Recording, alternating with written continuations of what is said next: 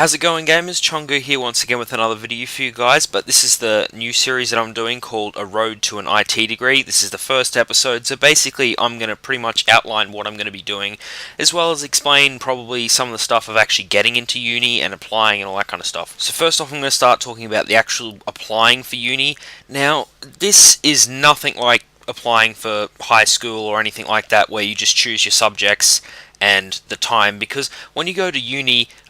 you have to choose units, and you get a whole amount of units, like it might be 32 for example, and that's how many you have to do in the years of your course. Like for example, the IT degree I'm doing is 3 years, so I have to do, I think it's 30 or 32 different units, and within that you have compulsory ones and then other ones that you can branch off. So for example, in my second year I can do completely different subjects or units to someone else, just simply because that's a different area I want to go into, and I'm not too sure where I'm going to go just yet, because I haven't actually started. I've only done the orientation and that kind of stuff, but I've selected the 4 compulsory units. And also, when you do go to apply for uni, if you're going to do it, you may need someone to help you, because when I had a look at the site and tried to work out how to apply for it, you could severely stuff yourself up by selecting the wrong units. Like, it didn't look very user friendly, in the sense that I could choose 4 units that I wasn't supposed to choose till next year and choose them this year, and I could just stuff up everything. And after you've gone through applying for all the units and stuff you want for the semester or the year, or however you're going to do it, then you actually have to wait until the time opens where you can apply for which classes you want in which times. Now, this one is really painful, because you can pretty much select any time that the class is available, and it's not just in high school where there's like 2 options. There's you can pretty much pack all your whole uni course into like 2 days or 3 days, which is what I've done. But some people have,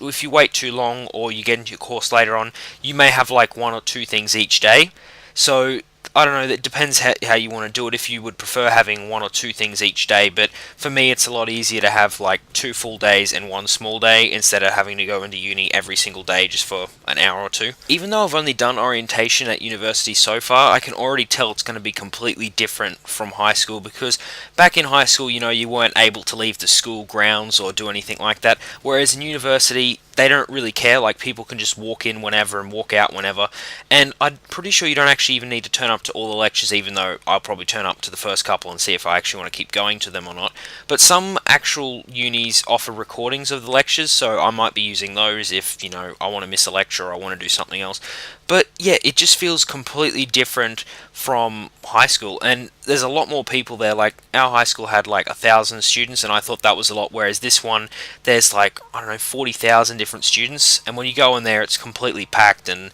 and the campus is probably about, I don't know, 4 times the size of my school. It's ridiculously massive, and it's really easy to get lost. So if you are going to go to university, I'd probably recommend that you actually get used to, or get a map or something, just walk around the campus and do that kind of stuff, so you can actually work out where you're going. So after we walked around the campus and did all the tours and that kind of stuff, we got the faculty welcome, and basically in this they said about how good this university was, which is Queensland University of Technology, or QUT, and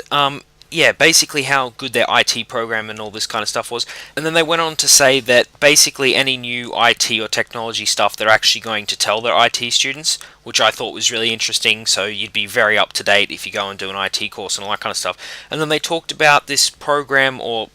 what this company has done in South Korea rather, and basically they're just like a supermarket company, pretty much like Woolworths in South Korea, but they wanted to compete with another supermarket company, but they didn't want to have as many stores as them, and they basically came up with this technological solution, because in South Korea, they're very hard-working people, and they don't like going to shopping centers, and they don't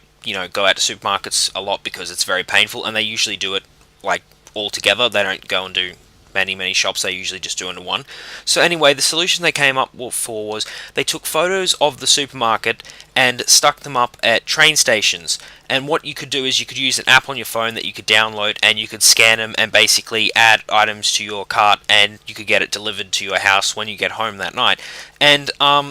basically, when we were doing the lecture or whatever, they basically said to us that the Woolworths CEO was sending this around, saying how could we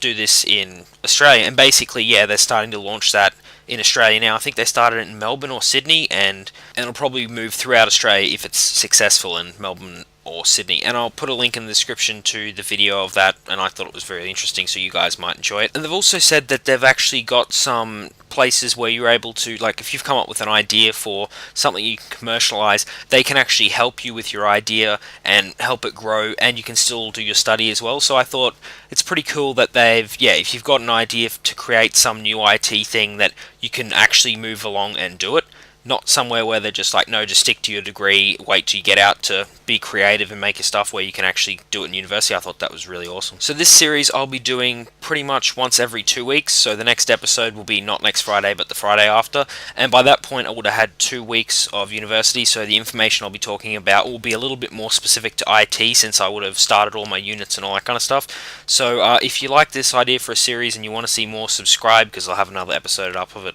2 weeks. And please leave any comments below, and if you like this video, give it a like. See you guys next time.